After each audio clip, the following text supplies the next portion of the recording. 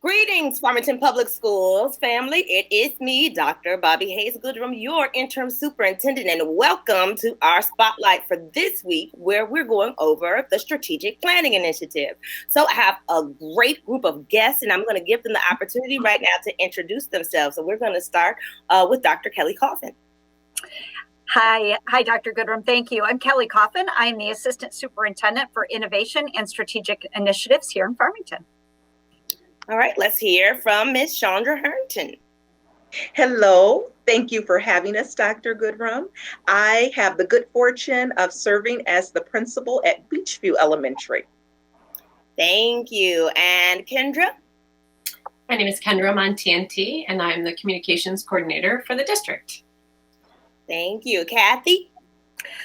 Hi, happy to be here. I am Kathy Olenzik, and I am a literacy coach here in the district, and I work primarily at Gill and Wood Creek.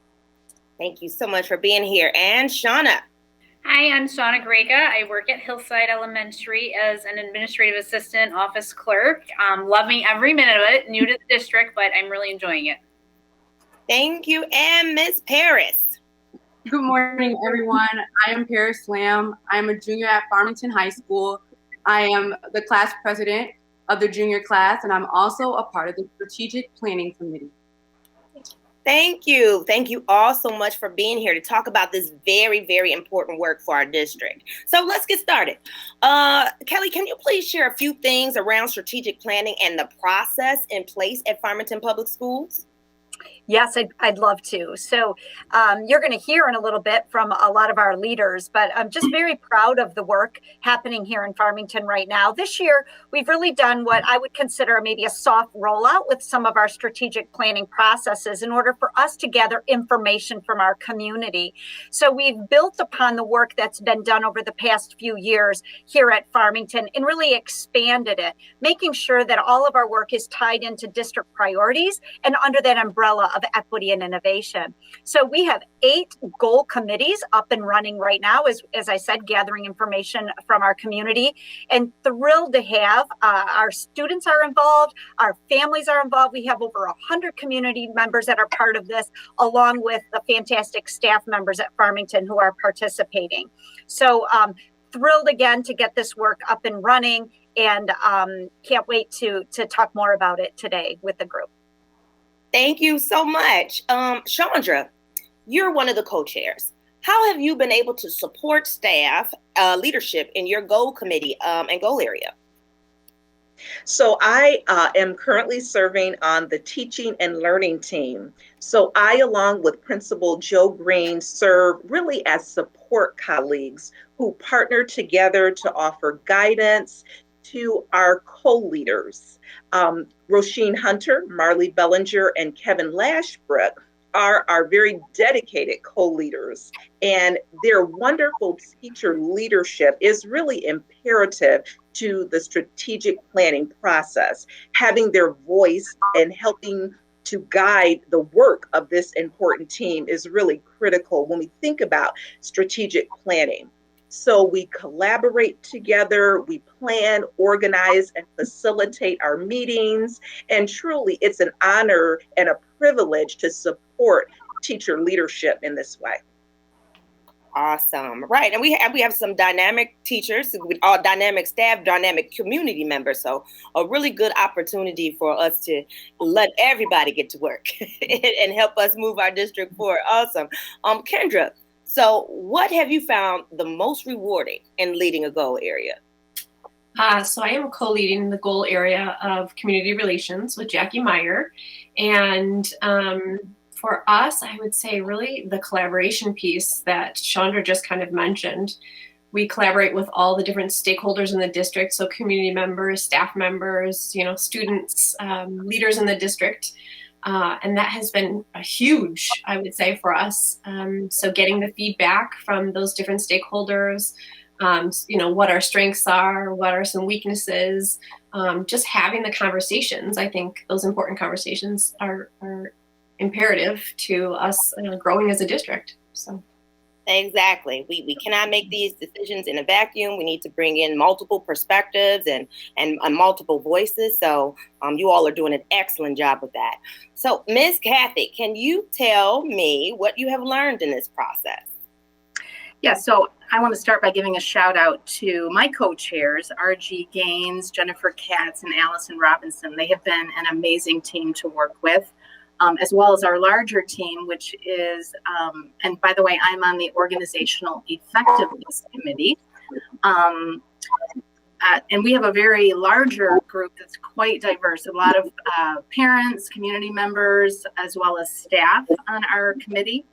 And I think the one thing that we're really starting to learn about this process is that it's a go slow to go fast process. Rather than having this get it done now kind of perspective, we're really thinking about defining the problem first. So, thinking about the process as being very holistic and integrated rather than scattered and reactive and thinking in silos. We're really trying to well, first of all, define what is organizational effectiveness and what does that look like? What does an effective organization look like? And then also making sure that we have a lot of voices in the room and that all of those voices have a chance to kind of talk about their perspective. So the perspective of a parent might be very different from the perspective of a teacher. And so really just taking the time to define the problem and hear those different perspectives before we, make any big decisions about goals or anything like that. So I've really enjoyed the process and I'm learning a ton. That's awesome. And you're learning a ton and you all are doing a ton that it's going to help us, really make sure that we are, first of all, making good goals, making great goals and reaching those goals within our school district. So, and all of you ladies, we all have ladies today, all of you ladies have volunteered. So tell us, Shauna, what led you to volunteer to be a co-lead for the Strategic Planning Initiative? Well, I'm fairly new to the district. I started last January, and I thought, one, it would be a good way to meet colleagues, kind of get a little bit involved. Also raising 3 daughters myself, not in the Farmington district, in Huron Valley district, and then I have my nephew who is also in Huron Valley. I would really love to see a lot of change come to education. Not that I think we're doing a horrible job, but I think there's so much more that we could do. Huge advocate for kids. I came from healthcare before this, so that's just kind of my passion. So it was just a good way to get involved, kind of have a voice, get to meet my colleagues a little bit more, because you don't really get that necessarily when you're in a building. So yeah, that really was. I just very passionate about trying to have a voice and make some changes. Awesome. And thank you. And thank you all for volunteering to lead these initiatives and participate in the way that you have, because we wouldn't be able to do all of this work, which is a huge task, if we didn't have people willing to step up and participate. Right. So thank you. And people, we're not just staff and not just teachers and different, members of our staff or members of our community, but the most important members of our school community, which are our students. So Paris, tell us, how do you feel about us involving students in the strategic planning process? Well, I think it was a really big step. I think maybe in previous years, the students haven't been involved as much. And when I was able to learn about the Strategic Planning Committee, I was very interested because my whole life in Farmington, I've been seeing changes, but not always understanding the background and why and the process of the change. So I would say that this opportunity has been very enlightening. And I love the opening up to students. And another thing is our future is students. The people Absolutely. the role are going to be us. And letting students understand and get involved early can help make a better future. We're doing great now, but even making it greater for our future generations. That's awesome. Thank you. Yeah, every time I have students on, it just makes me feel like we're doing something right. We're doing something right somewhere because these students are amazing. Yes, very empowering. We want to empower them, right? Like that. Those are our 3 E's: engage, empower, enhance, and that empowers the students. And it shows leadership. That's really good leadership when you can kind of bring the kids in and you're kind of leading by example. If you want leadership, you're showing them the same things so that they can hopefully take that as well and do the same thing. So very exciting to see. Love it. Absolutely. All right. So Kelly, tell us. So now that, because I know that every single person in our community watches these very riveting videos, I'm sure of it. And so people are going to see this video and they're going to say, how can I be a part of this strategic planning process? What do you have to say to them? We would love to have anybody who would want to give the time and support this awesome initiative. So they can certainly reach out to me. They can also reach out through our info email, through the FPS website, and we'll be happy to connect you with our co-leaders and our co-chairs in any of your area of interest. We're going to meet one more time in May, and then we're going to take a little break in the summer, and that's where we're going to get all of our information together, and we are going to hit the ground running in September. So we would love if you, regardless of your role in our community, we would love to have you part of this important work. I'm so excited about it. And thank you. Thank you for organizing and coordinating these efforts. Thank you to everyone for getting on board and doing this very important work. And now for the pop quiz. Uh-oh. April, March, spring started in March. And so my question this month has been, what are you looking most forward to this spring? Now, I'm saying that today, recognizing that we live in the state of Michigan and that there's a snowstorm forecasted for this evening. However, we're going to pretend like that is not an actual thing. Like my peony bushes just came up, and if they die and freeze up because of this, I'm going to be so very disappointed. But my peonies are the thing that I'm looking most forward to spring.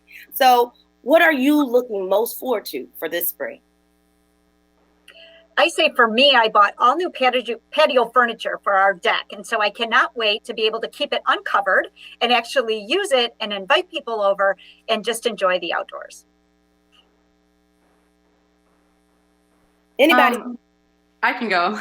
For myself, I'm looking forward to gardening with my mom this summer. We just bought a lot of like tomatoes and lavender and asparagus and fruits and vegetables. And personally, I've been a vegetarian for 7 years. So this will be like one of my first years growing my own vegetables and hopefully working on my cooking skills because they are not the best right now. College, so I'm trying to learn how to start providing for myself and yeah. Oh, that was such a good answer, right? I'm like, that was such a good answer, Paris. I just love you, and shout out to your mom for raising such a wonderful daughter. And also, I would like some lavender, please. Thank you. Right.